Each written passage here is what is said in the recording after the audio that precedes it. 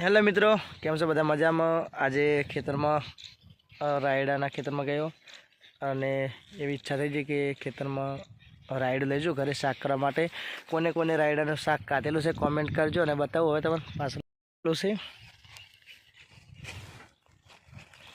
કેટલું વેણ જો બધું રાયડું છે. જેને જોઈ લઈ જજો અને કોમેન્ટ કરજો કોને શાક કાઢેલું રાયડાનું. જો વેણવાનું ચાલુ છે. રાયડું જોઈ લઈ જજો. હમણાં રાયડું વેણવાનું ચાલુ છે. ચલો કેવું થયું રાયડું કોમેન્ટ કરજો.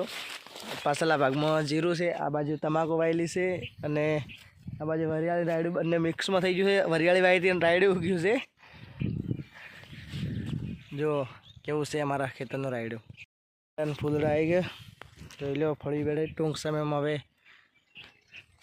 થોડી વધારે ફૂલ આવી જશે બધાને.